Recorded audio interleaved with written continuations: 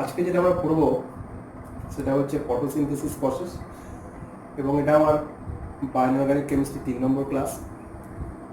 আমরা মাধ্যমিক থেকে পড়ে আসছি যে carbon dioxide water in presence of লাইটের প্রেজেন্সে রিয়াক্ট করে উৎপন্ন করে কার্বোহাইড্রেট এবং অক্সিজেন উৎপন্ন করে।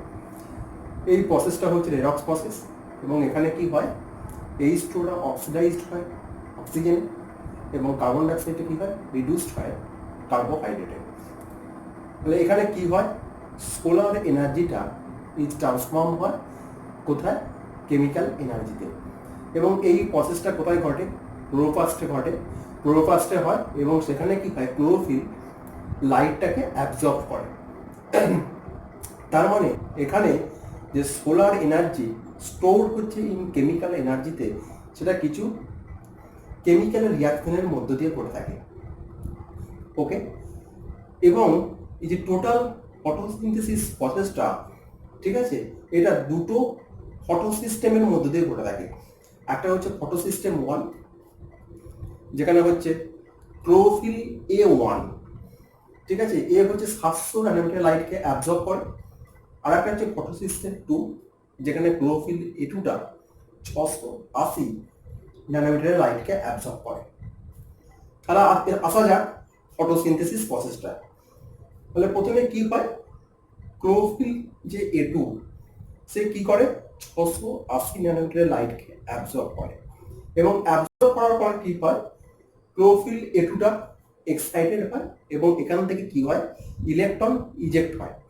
এবং ইলেকট্রন ইজেক্ট হওয়ার ফলে ক্লোরোফিল A2টা কি হয়েছে, ইলেকট্রন ডেফিসিয়েন্টে পরিণত হয়। এবং এই ইলেকট্রনটা কোথায় যায় সে পরে আসছি। যখন এখানে ইলেকট্রন ডেফিসিয়েন্স হচ্ছে, তখন এই ইলেকট্রন ডেফিসিয়েন্সটাকে কে মেটাচ্ছে, এই ইলেকট্রন ডেফিসিয়েন্সি ক্লোরোফিলের A2কে কে মেটাচ্ছে, জলের হাইড্রোলাইসিস। এই যে জলটা আছে, এই জলটা কি হয়, এই ক্লোরোফিলের মধ্যে হাইড্রোলাইসিস ঘটে। ওটা কি ঘটে, মানে জল থেকে কি হয়, অক্সিজেন ইভলিউশন ঘটে। একটা ওএসি কমপ্লেক্স এখানে বলা হয়ে থাকে, অক্সিজেন ইভলিউশন কমপ্লেক্স তৈরি হয়, এবং তার সঙ্গে কি তৈরি হয়, H+ এবং ইলেকট্রন। তাহলে এখান থেকে যখন ইলেকট্রনটা বেরিয়ে গেল, তাহলে এই ক্লোরোফিল A2 এর মধ্যে কি হয়েছে, একটা ইলেকট্রন ডেফিসিয়েন্সি তৈরি হয়েছে। ইলেকট্রন ডেফিসিয়েন্ট ক্যাটাগরিতে পরিণত হয়েছে ক্লোরোফিল A2টা। তাহলে এই ইলেকট্রন ডেফিসিয়েন্সি জায়গাটাকে কে ইউটিলাইজ করবে, এই যে জল থেকে যে ইলেকট্রনটা বেরিয়েছে, সেই ইলেকট্রনটা পলিনিউক্লিয়ার ম্যাঙ্গানিজ, ঠিক আছে, প্রোটিনস এর উপস্থিতিতে এই ইলেকট্রনটা ক্লোরোফিল A2তে আসে, যার ফলে electron deficiency character of chlorophyll A2 এটা সম্পূর্ণভাবে প্রশমিত হয়ে যায়। তাহলে এই যে ইলেকট্রনটা বেরিয়ে গেল, সেই ইলেকট্রনটা প্রথমে কোথায় গেল, সেই ইলেকট্রনটা প্রথমে গেল থিওফাইটিন। সেই থিওফাইটিন থেকে ইলেকট্রনটা যথাক্রমে কোথায় যাচ্ছে, সাইটোক্রোম B কমপ্লেক্স। সেখান থেকে যাচ্ছে কোথায়, সেখান থেকে যাচ্ছে প্লাস্টোকুইনন, এটা আয়রন 2 হচ্ছে অ্যাক্টিভ সেন্টার। প্লাস্টোকুইনন থেকে কোথায় আসছে, সাইটোক্রোম BF কমপ্লেক্স। সেখান থেকে একটা কপার ব্লু প্রোটিন প্লাস্টোসাইনিন থেকে ইলেকট্রনটা কোথায় আসবে, ক্লোরোফিল A1 এ আসবে। তাহলে এই যে ইজেক্ট ইলেকট্রনটা, ঠিক আছে, একটা কি ডাউনহিল প্রসেসের মাধ্যমে কোথায় চলে এলো, ক্লোরোফিল A1 এ চলে এলো। এই প্রসেসের মাধ্যমে প্রথমে আপহিল প্রসেসে ইলেকট্রনটা গেল, তারপর ডাউনহিল প্রসেসের মাধ্যমে ক্লোরোফিল A1 এ এলো। এখন ক্লোরোফিল A1 এ ইলেকট্রনটা আসার পর কি করলো, ক্লোরোফিল A1টা 700 ন্যানোমিটার লাইটকে অ্যাবজর্ব করলো। 700 ন্যানোমিটার লাইটকে অ্যাবজর্ব করার পর সে কি করবে, এখন এই প্রসেসটাও কি পাবে, অক্সিডাইজড হবে।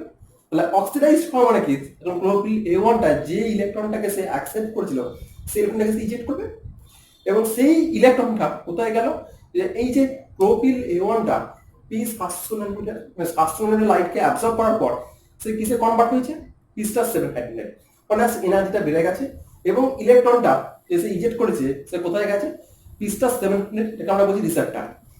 এখন এই যে ইলেকট্রনটা গেল, সেই ইলেকট্রনটা এবার কি হবে, সেই ইলেকট্রনটা আয়রন সালফার প্রোটিনের মাধ্যম দিয়ে কোথায় আসবে, পেরিডক্সিন এসে গেল। এটা হচ্ছে পেরিডক্সিন NADP রিডাক্টেজ।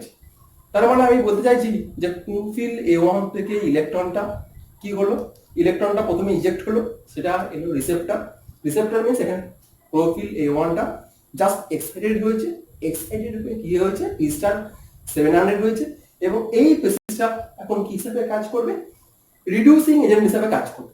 দ্যাট মিনস সে অন্যকে রিডিউস করবে। তার মানে ইলেকট্রনটা কোথায় চলে গেল, ইলেকট্রনটা গেল আয়রন সালফার প্রোটিনে, এবং প্রসেসটা দেখো ডাউনহিল প্রসেস।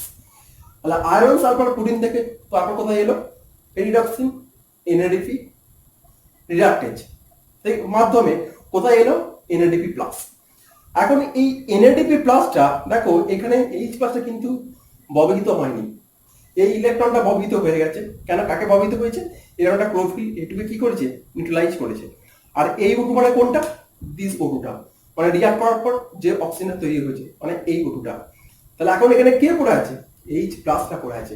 তাহলে এখন কি হবে, এই এনএডিপি প্লাসটা কি হবে, এইচ প্লাসের সঙ্গে রিঅ্যাক্ট করবে, করে কি হবে, এনএডিপিএইচ তৈরি করবে।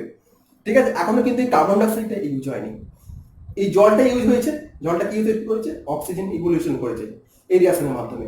তাহলে কার্বন ডাইঅক্সাইড এখন ইউজ হয়নি, তাহলে এনএডিপি প্লাস কি হলো, এই প্রসেস রিঅ্যাক্ট করলো, করে কি করলো, এনএডিপিএইচ। এই এনএডিপি কি করলো, কার্বন ডাইঅক্সাইডের সঙ্গে রিঅ্যাক্ট করলো, করে তৈরি করলো কি, CH2 দ্বারা হলো, this is the carbohydrate. This is the basis, তৈরি হলো কার্বোহাইড্রেট অ্যান্ড অক্সিজেন তৈরি হয়েছে টোটাল এই ফটোসিনথেসিস সিস্টেমে। এবং প্রসেসটা দেখো তুমি এখান থেকে এইটুকু নাও, লুকস লাইক জেট, ওই জন্য টোটালি ফটোসিনথেসিস প্রসেসটাকে আমরা বলে থাকি জেট স্কিম। ঠিক আছে, এটাই হচ্ছে total photosynthesis process. Thank you.